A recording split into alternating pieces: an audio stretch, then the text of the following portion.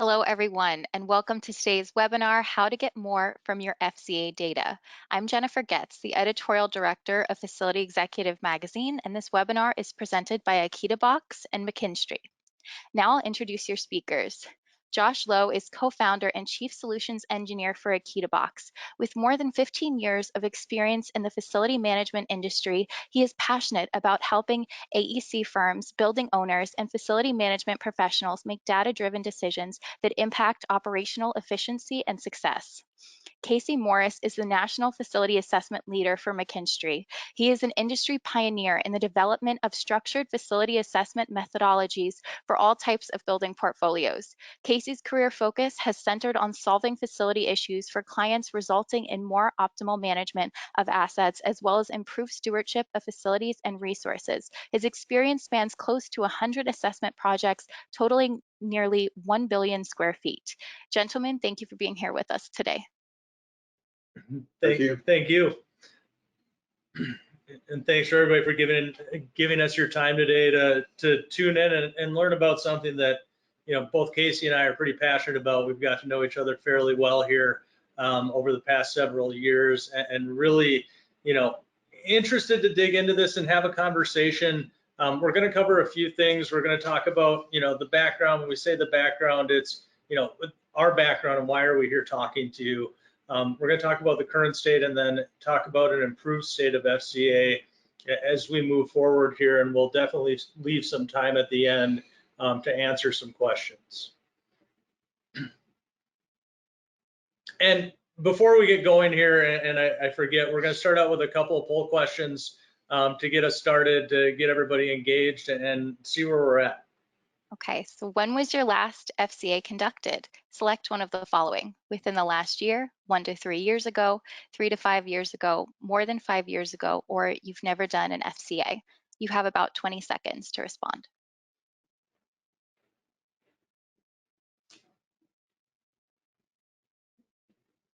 Okay, so the results are in.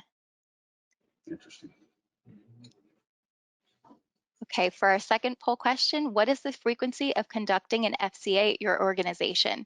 Every 3 years or less, every 5 years, between 5 to 10 years, more than 10 years, or you don't conduct FCAs?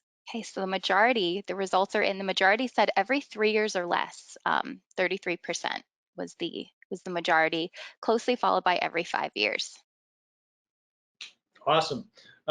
Glad to get a little bit of information here coming out of the gates. That'll definitely be used as we move forward here. Interesting, Casey, before we get started here, what's your take on those initial? Well, I think people are here to find out what to do with their new assessment, to be honest with you. It sounds like folks are attending to find out how to maybe keep that data fresh, alive, get the most value out of it. That's my takeaway from those.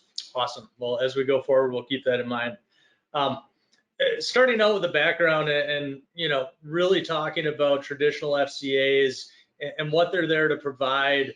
Talk about some of the challenges in this, Casey, and things that you've seen. You can see on the slides there, Josh, the typical deliverables or typical outcomes of those traditional FCAs are data and reports, some form of recommendations, and then most clients. Close to, we'll show you later in a chart, that close to half the clients at least want some ability to manage that data. They're not looking for some end-state report that they get on their facilities. What I have found over the years delivering these things, clients have a real challenge trying to keep that stuff updated. The data gets dated the instant you stop the assessments, instant you walk out of the field. Things start to go obsolete, the data does. So maintaining that data is a real challenge, and I think that ultimately results in cyclical assessments. Sure. The bulk of the clients that I've worked with, and I know other firms and other people that do this work, and they would say the same thing, that most of the owners and clients get into a cycle, we call it the EKG, Sure. Facility planning, where assessments result at a certain time frame, and it's just an iteration that goes on. Let's talk about some of that experience, Casey, and some of the numbers. I know you took some time to put some data together for us. What's this really tell us, and what story are we painting here with this? I wanted to look back on some of the work I've done. I think this is around 10 years worth of work that I could track with a fair amount of confidence on facility condition assessments that I've been involved with, or my team was involved with. In that time frame, about 119 different assessments of all sizes, from 150 million square foot portfolios down to 150,000. But looking at those 119 FCAs that we performed or that we were involved with, 54 of those owners, they wanted to maintain that data. They asked for software as a deliverable. They wanted training on the software. They wanted to be able to get into the data and keep that alive, keep it breathing, and keep it moving. 19 actually were successful in doing that, or have been successful. And some of those are 15 and 20-year-old clients and owners that have stayed in the data. They've maintained it. They may have done a couple of refresh assessments over that time frame, but that's sort of surprising to me that out of that 119, only 19 of the 54 that wanted to maintain it have been able to do it. So I think that poses that uncovers a challenge and poses a challenge for these owners to be able to get more out of that FCA. And before we get into some of the other data, and I know we have some research that we want to touch on that's been done recently, you know, only 54, right? That's 40-some% of the 119. Is there any, over the years of experience, have you seen a trend towards, hey, initially nobody wanted it, and then there was an uptick? Has it stayed pretty consistent? What's the story behind the other 55% there that had no interest in maintaining it? They vary. Some of them were, you know, to be sort of super specific, some of them were lawsuit driven. They needed to go and find out what's going on in their buildings and do an assessment. They didn't care where it went from there. They needed to find out where the needs were and who to prioritize first and that sort of thing. So there's some that were legislatively driven. Others are just owners that want to get the quick snapshot, get the information, start to prioritize with that. The 54 that wanted to do software delivery, they've asked for that. They took the training. They indicated they had staff and capabilities and resources to manage that information, and come to find out it doesn't happen. It doesn't happen. And that's across multiple software platforms. Sure. That's not indicative of any one deliverable. Multiple software platforms that just couldn't pull it across. Let's dig into that a little bit. And I know we have some research here that was done recently, specifically on FCAs and how they're acquired. We pulled this one out specifically, Casey, and been talking about it. What stuck out to you here? And I know we have some things that we both agree on, but what are the things here that stand out, specifically as to why? Well, the two most frequent purposes for that, capital planning and asset knowledge, those aren't one-time events. I mean, planning should never be a single instance. It should be a process that's done year after year after year. So capital planning and asset management knowledge not being a one-time event, I think lends itself to, you know, finding that capability and addressing that ability to maintain the data. When you look at real estate decisions and portfolio benchmarking, those are kind of one-shot deals. You get in there, you do a due diligence study, you do the benchmarking and find out what you're doing. Maybe that's ahead of an energy audit or something of that nature. So that truly could be a one-shot assessment. So that's what I get out of this. That capital planning and asset management piece, those are processes, those are ongoing things that facility managers need to be aware of and doing. And I think that makes FCA right for maintenance. And on to the next one. I mean, this was another interesting one, and I think it aligns to some of the things that we're talking about. But this one's really referencing, right, limiting factors to, everybody says, oh, we want to do it in-house. And if we talk about, you know, when we start FCAs, what's the first thing you do? And a lot of times you talk to the in-house folks, right? Because they know what bumps in the night and what keeps them up. Better than anyone. The takeaway for me, I think this tells a bigger story than what it really indicates on the screen. It says these are the limiting factors for conducting. Sure. And I think the conduct is a key word, and I think it's important to understand this. They can't conduct it in-house. You know, 114 of these, the largest piece of that pie, don't have the resources. That tells me they don't have the resources to manage it either. So if they can't get people into the field, or they can't get their experts, building experts, to conduct the assessment, are they really going to be able to manage the data? So I think that tells a bigger story than what it does on the surface by type. Awesome. And before we get going in, we're going to talk here and transition in some current state. And how does all this stuff that we've been talking about feed into the next? Before we do, we have a couple more poll questions that we wanted to throw out to the group that can help give us some insight here moving forward as well. So who conducts your FCAs? Select one of the followings. Are they self-performed, outsourced, a combination of self-performed and outsourced, or we don't do FCAs? You have about 20 to 30 seconds. So this is interesting. We have a tie for 29% for self-performed and then outsourced. And then a combination of self-performed and outsourced is 25%. And then Yes, moving on to our That, next question. I don't know what I was expecting. I don't know what I was expecting, either, but I don't think I was expecting an even split there. That's an interesting Almost a three-way split. Almost. So interesting. And then moving on to our next one is, how is your FCA data maintained? We maintain it using spreadsheets, databases. We maintain it with FCA software. Our vendor maintains it, a combination of self-maintained and vendor maintained, or the data is not maintained over time. Okay, so the vast majority here, 43%, says we maintain it using spreadsheets and databases. Interesting. That is probably the most interesting thing there is that nobody said it's not maintained over time, which is very far from what we're seeing in the industry today. So, all right, with that, we're going to move into current state. Feeding off of what we were just talking about before, and the current state of FCA, we hear a lot of owners talk about they want to change, they want to do new things. We'll move into the direct challenges here in a minute. But what are you seeing currently kind of happening? I know there's movement, there's an uptick, I think, in people needing FCAs. Some of that's demand-based, but where do you see the current state and where do you see some of the challenges in moving to an improved state? Having conversations with owners and doing the FCA, and of course walking into it the way it's typically walked into, where we're going to do a facility condition assessment, we're going to deliver software with training, as well as the other deliverables, whether those are reports or data. The plan is always to just manage, the client's going to manage the data. We're going to take the training, we're going to take our staff who's probably already got a full 40-hour-a-week job and give them this new tool, new training, and new capabilities to manage that data. So I think there's places and there's a time and a place for that, and I think some clients can pull that off, as we saw on that chart earlier, where it was 19 of those 119, but the bulk of them really can't figure out how to do that. And I think it goes back to that chart where it says that they don't have the resources to do the FCA, so they really desire maintaining that. I think every client wants to see a living, breathing FCA. Sure. It's a challenge to pull that across.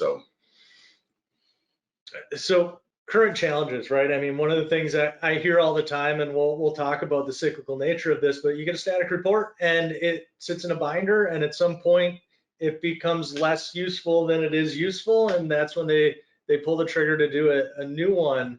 That leads to a whole bunch of other things here, but let's start with the static reports and data and how that's playing into the current roles and practices. Just reviewing some emails earlier about a client that decided against the static report. Don't even want it. Don't print it. Don't put it on the shelf. I don't want to touch it because of that.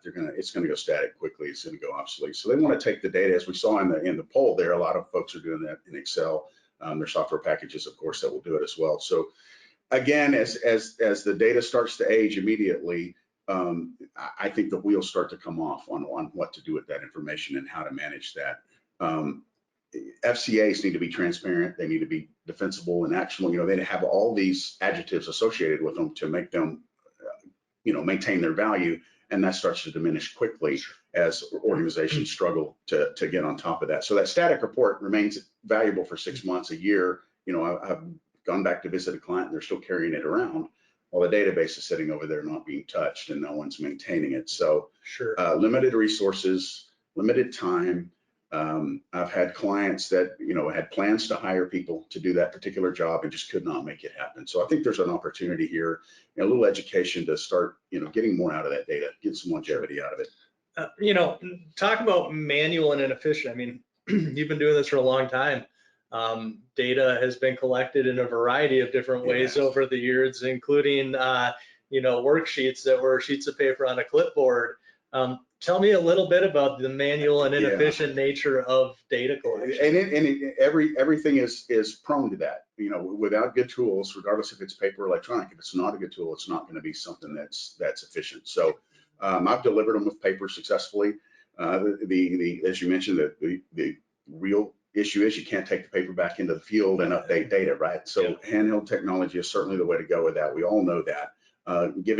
Arming your staff or your vendors or whoever it is with that data in the field to go back and update things as construction happens or work orders get happen. I mean, that's really key in the overall workflow of keeping that data alive. So I've seen every type of data collection. I did a Palm Pilot data collection tool back in the 90s, and of course that thing was as dead as it could be the minute you hit save. So the data dies quickly, but tools and technology are going to play a key role in the workflow that needs to be developed to maintain this data. And I think we can't overstate the importance of that workflow. Absolutely, and we'll dig into that specific workflow here coming up. One of the things that I see a lot out there, and we talk to folks about, is the accuracy of their data. I walk into facility managers, and 9 out of 10 of them tell me it's 50 to 70% at best, and that's on a good day.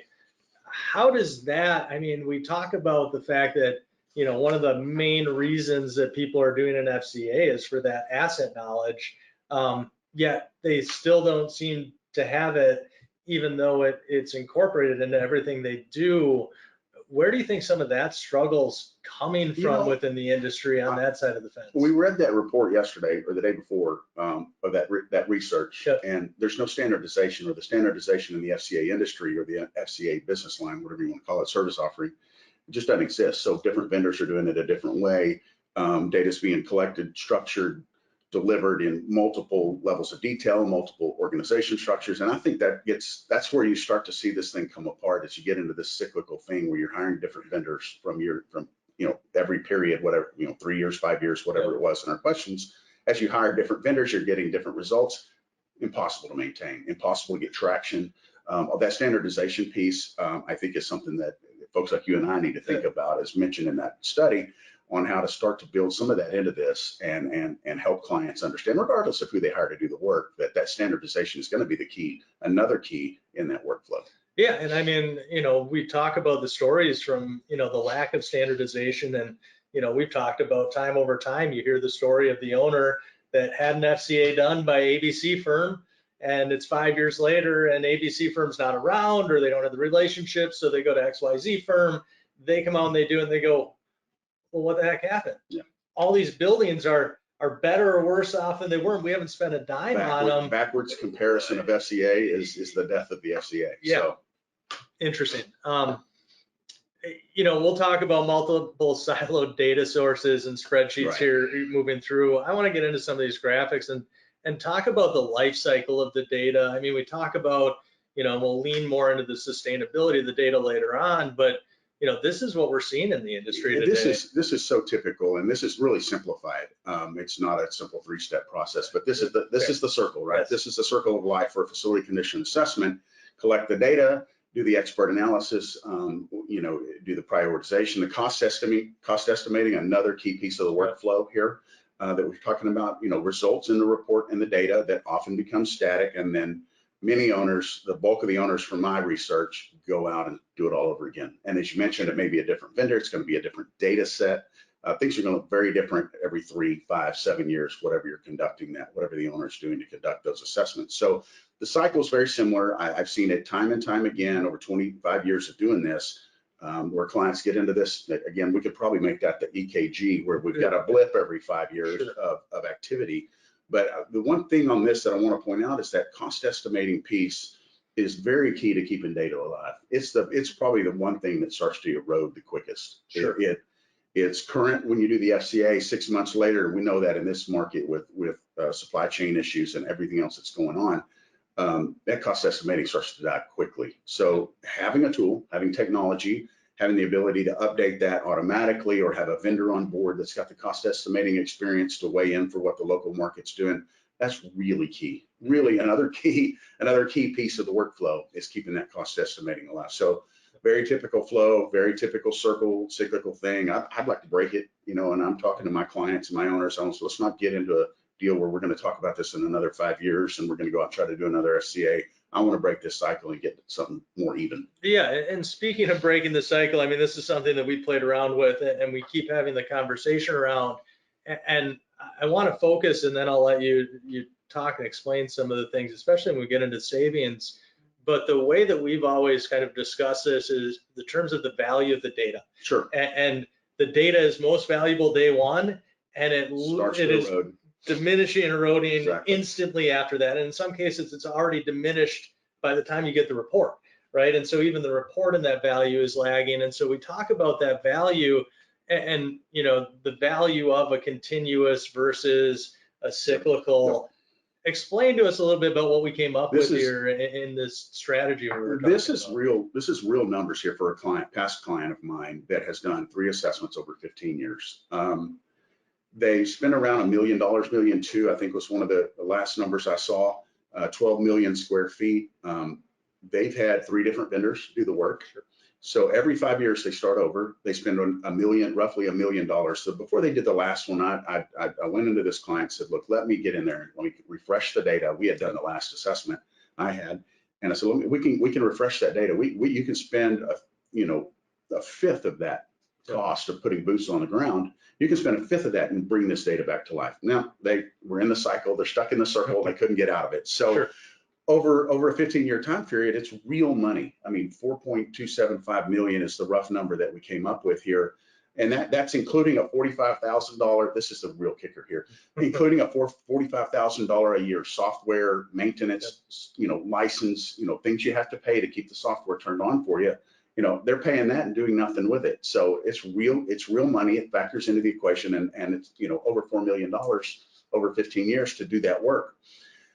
Other clients have said, let's do it more frequently. That'll you can tell by looking, that keeps the curve and keeps the data more valuable. But it's still expensive. If you're touching the square footage, every time you put boots on the ground, it's expensive. That's the most expensive piece of a facility condition assessment. The last one is what I want to get to. That's where I want to steer a client to, and I've done it successfully on a couple.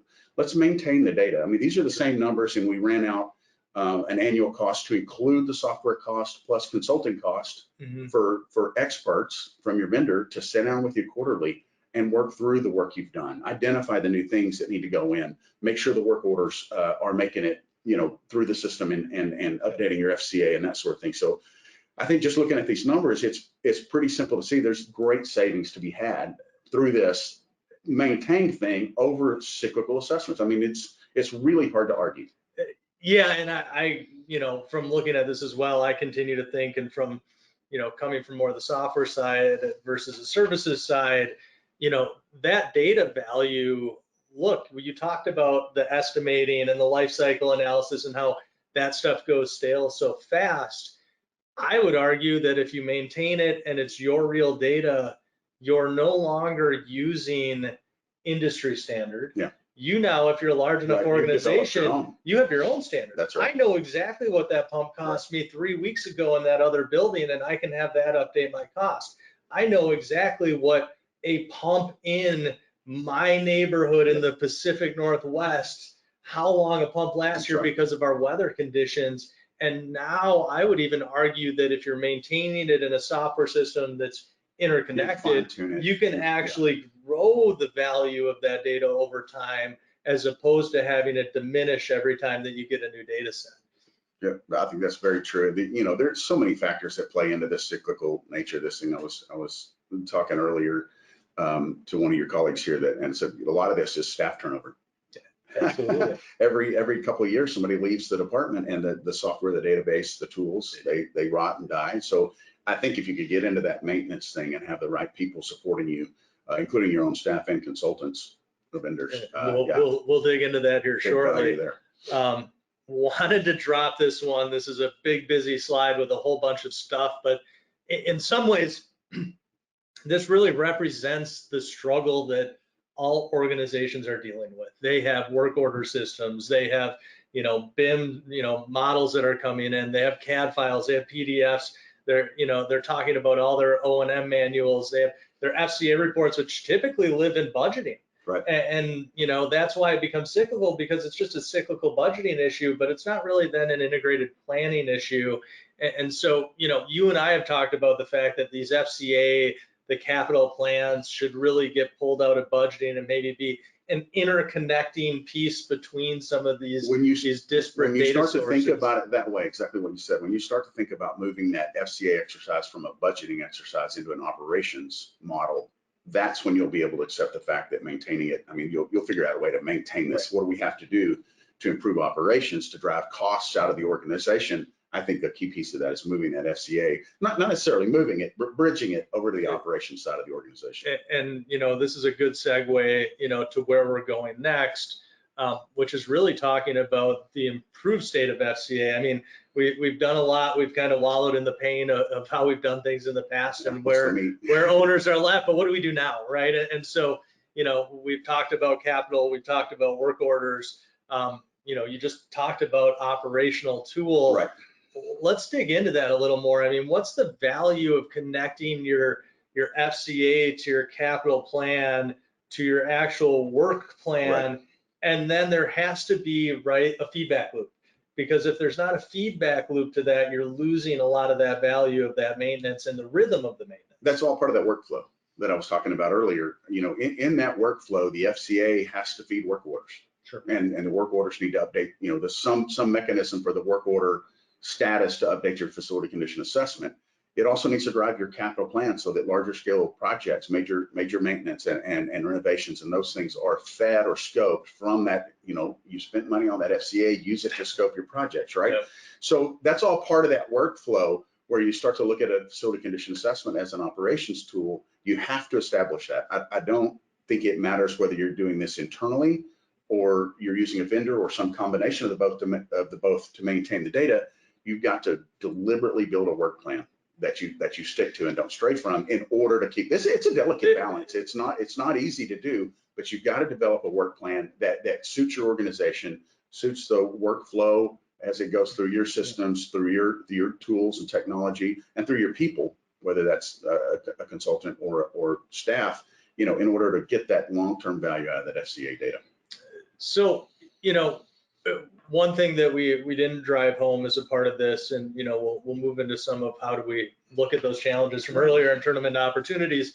But before we even get to that point, one thing we didn't touch on yet, and I'm curious, and we talked about it. What's your take on? I think a lot of this stems also from the RFQ process of, well, we all just borrow RFPs and RFQs of how we buy these things, and hey, a report gets out there in the world from somebody, and now that's the report that finds its way into the next RFP for somebody. And I think some of what we're struggling with is they're also the owners out there wondering, well, how do we ask for this a different way?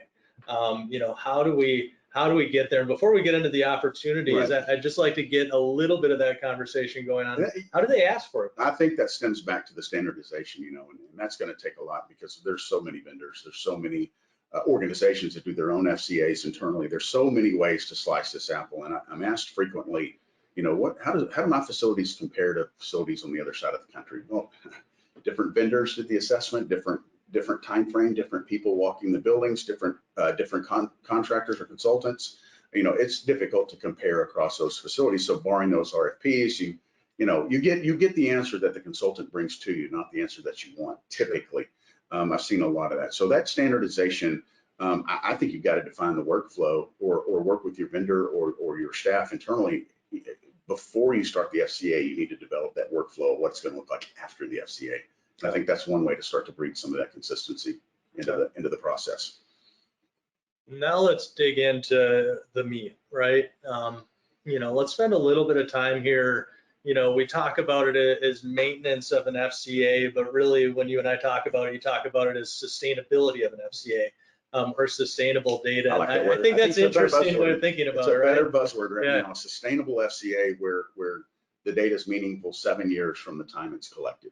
That's where I'm trying to drive this conversation. That's where I'm trying to drive my owners and people that I consult with, on how to do this. Is how do you got to understand that I think a facility condition assessment has a 10-year lifespan easily. Sure. It's going to take some work. It's going to take some maintenance. So creating that sustainable FCA where that data stays alive, the technology that you're losing, in some cases losing, sure. That technology that you're using is helping you do that. You can't easily do this. I mean, I know we have folks that are doing this successfully on spreadsheets, but I think that's I think there's some challenges with that when compared to some of the tools that are out there to help facilitate this sort of thing. But that's a separate conversation. So technology plays a key role, staff plays a key role, and then if you have consultants in that workflow, keeping that sustainable is really should be the end we start with the end in mind. How are we going to do this FCA so that it's sustainable? So I think that's very key. Sure. Ultimately, I want owners to be improved stewards of what they've been charged with.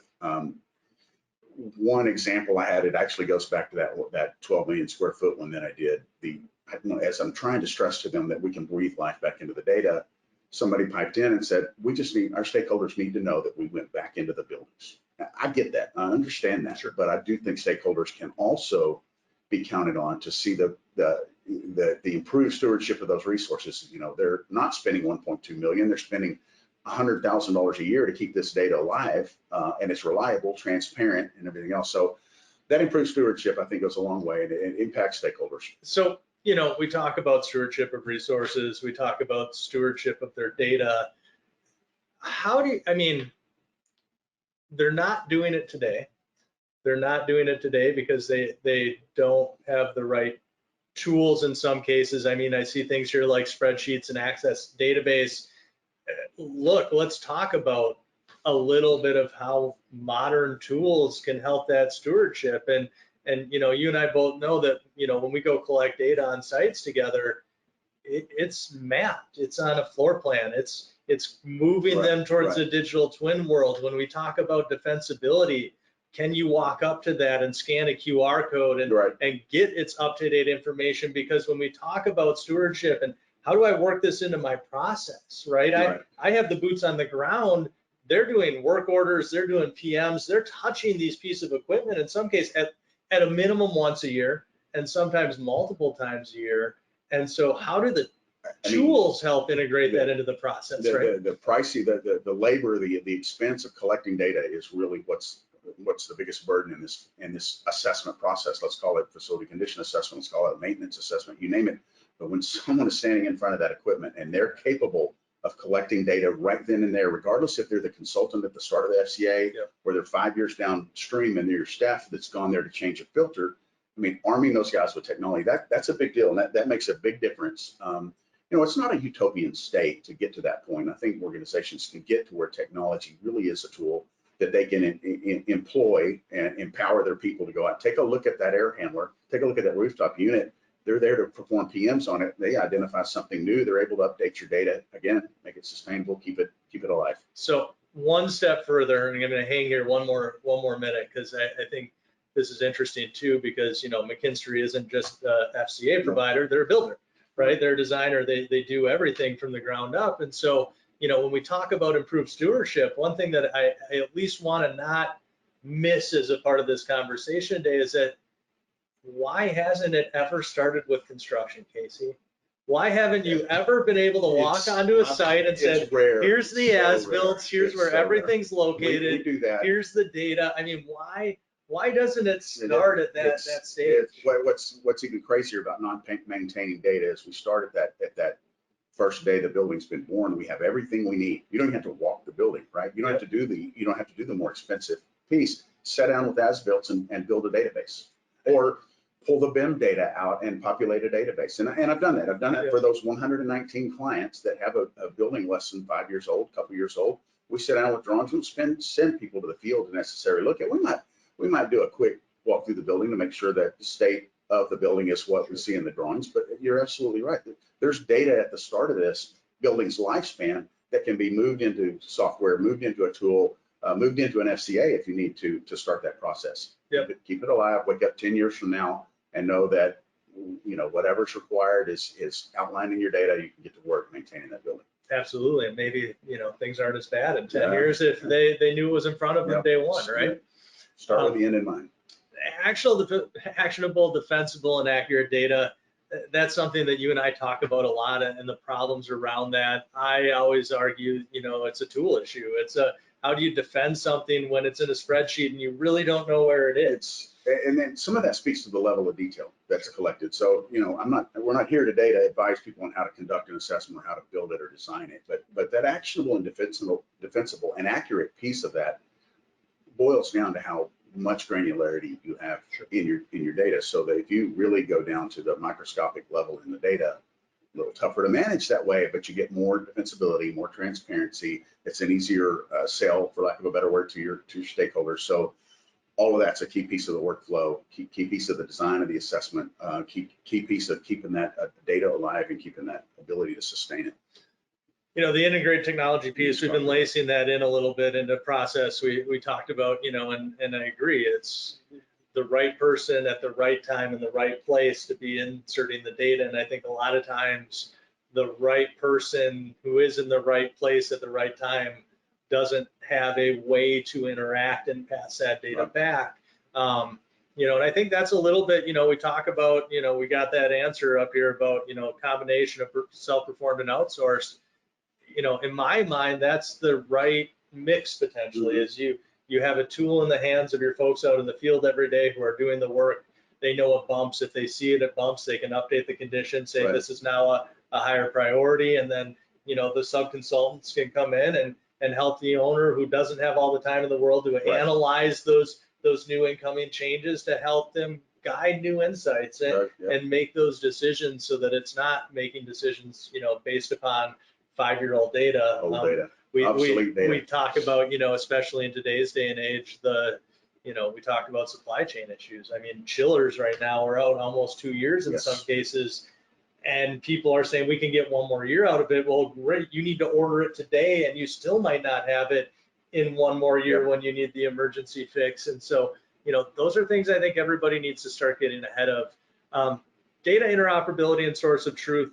You know, we showed the silos, we showed all the different data points. I think, you know, it's less about, it's okay to have multiple data sources. I think it's a lot of owners don't have key and core plans around those data sources. They haven't really stood up and say, this is the data source that this field gets updated in. And so they end up with a mismatch of data because different departments maintain different data sources, and then nothing ever matches every single owner that I want to say without exception, but there's got to be a few in there. Every single owner that I've worked with wants that interoperability. They want the FCA to feed everything else, but for some reason that pulling that together, the disparate systems, disparate data sources, it's a challenge. So, you know, if we all started from square zero with no buildings and started building like we talked about earlier, creating that model would not be hard. But when you step into a portfolio where the average age is 40 years old and data is stored in 9 different places and 7 different people's minds and everything else, that data interoperability is a real challenge, but it's a great opportunity. The FCA is a great opportunity to start to pull some of that asset knowledge together and start to build that repository where everything's communicating with everything else. And I think that's something that I have a lot of conversations with owners because we get brought in from the technology side. And one of the conversations I have constantly with our owners is they're like, oh, but we have a CMS or we have an IWMS or we have a work order system and we track everything. I go, great. Can you produce me a report of every asset in your building and the amount of work that's been done against those assets? And they go, not today. Well, take a while. A hot cold issues to a room.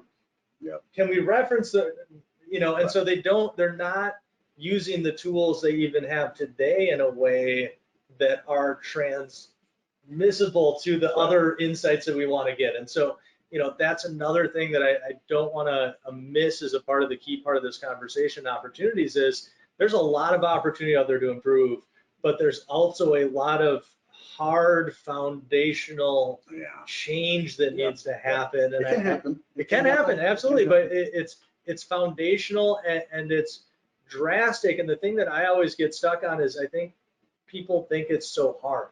And you know, we just had a conversation. We've been in a couple of interviews lately as well, and you know, talking about how does that FCA data play a larger role, and if you want more, buy more, right? And I think sometimes people will come into an FCA conversation with a budget and a scope for everything, and then those don't align, and then they end up value engineering their data collection that may not be to the advantage that they want. And so, you know, some of this in my mind starts with correct scope, but to your point earlier, the end in mind. What's my end outcome? Exactly.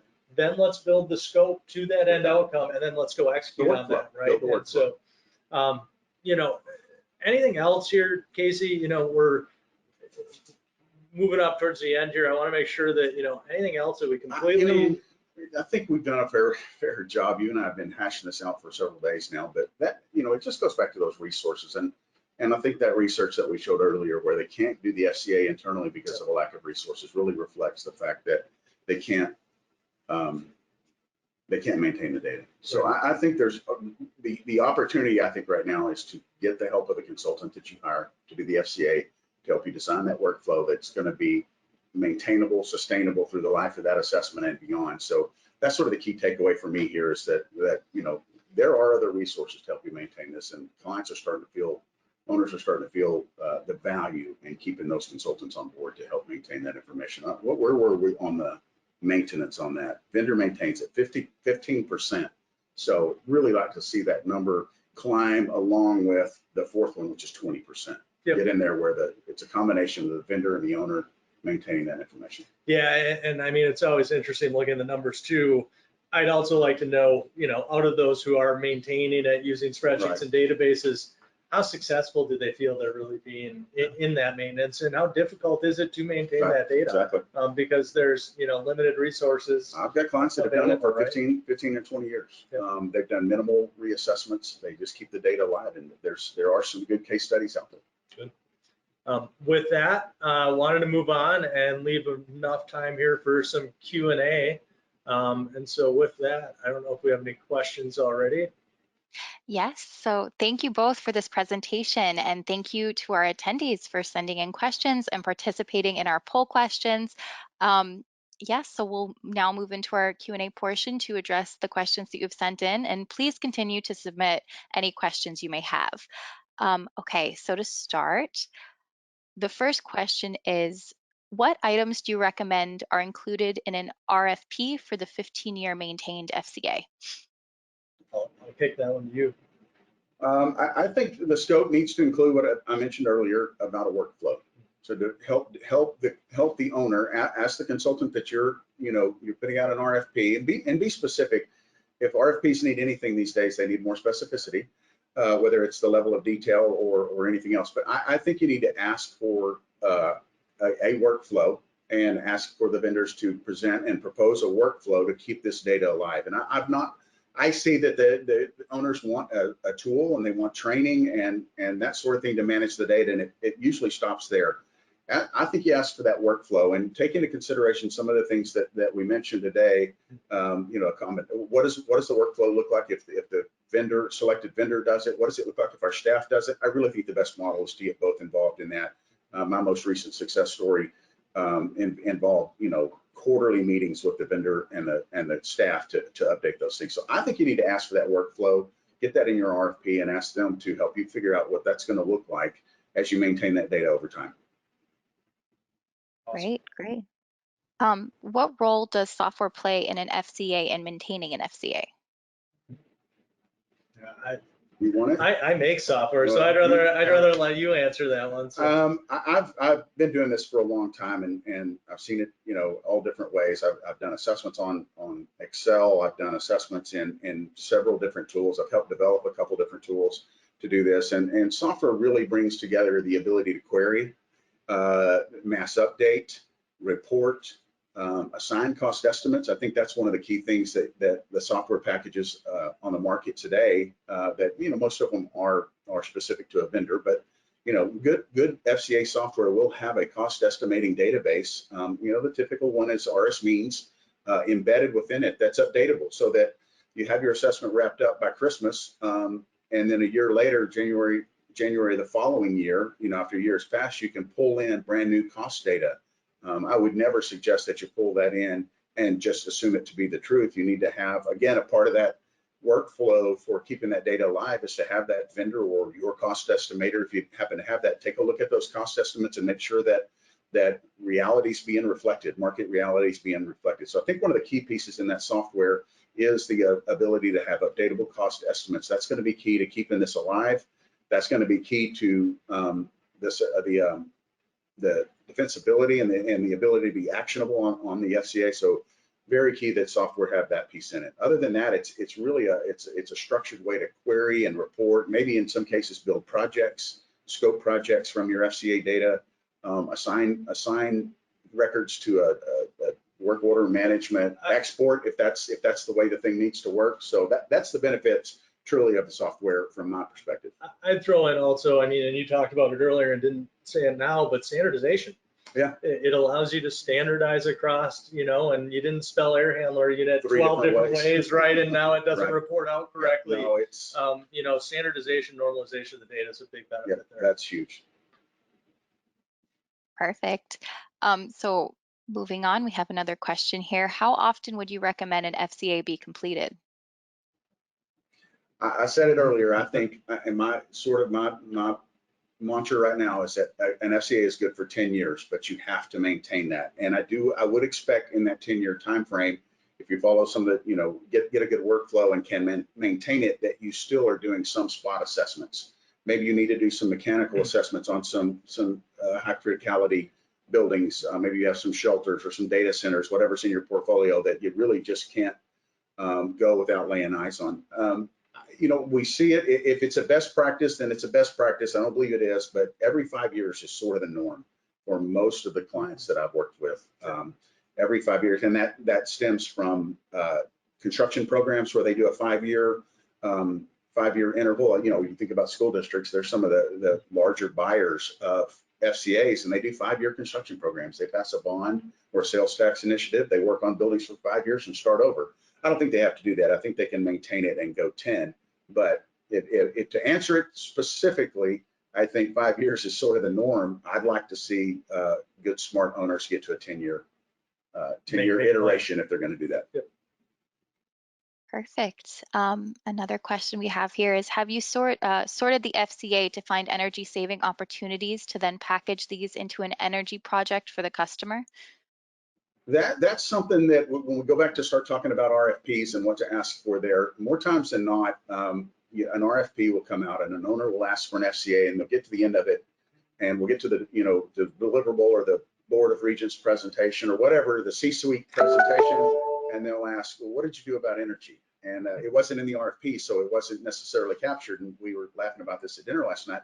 Naturally, you're going to experience some energy savings when you start to replace dated equipment and dated envelope items and that sort of thing. But get that into your RFP. It's not that hard. I mean, we've talked a lot about the cost of collecting the data. And when you talk about the sustainability and we talked about the accuracy and the granularity, get those energy savings opportunities, get that requirement into your RFP and ask your vendors to identify those things as they're doing that assessment. To do an FCA 1 week and then go do an energy audit another week it's unnecessary. You can get it all accomplished in one visit to a facility. So get that stuff into the RFPs. Ask your vendors to bring back or design that FCA such that you can identify and really it needs to be something that's you can realize. You know, we don't want to get too pie in the sky on that energy stuff, but there are several things you can do in most buildings to get a short ROI that honestly will help pay for that FCA when you think about it.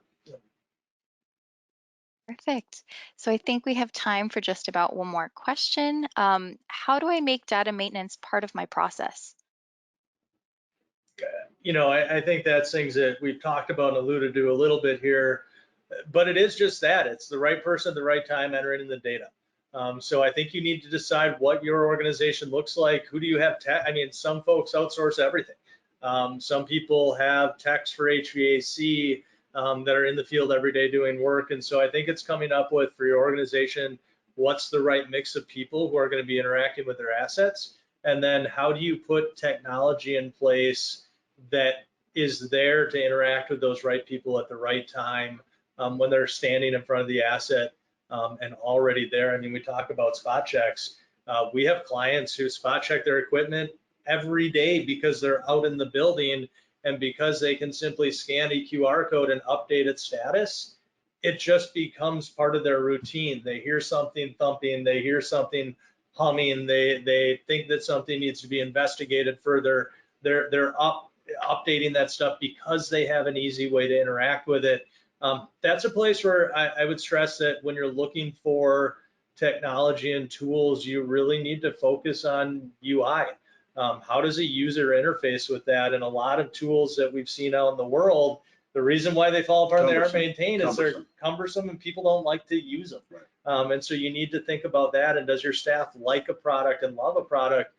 Because if they don't, their chances are they're going to leave some stuff out and not interact with it as much as you need them to. Awesome, perfect. It looks like we are out of time. Thank you, Josh and Casey, for sharing this presentation today, and to AkitaBox and McKinstry for sponsoring this webinar. And thank you to our audience for attending today. A recording from today's session will be made available on our magazine's website, facilityexecutive.com, and at akitabox.com. Thank you, everyone, and have a great afternoon.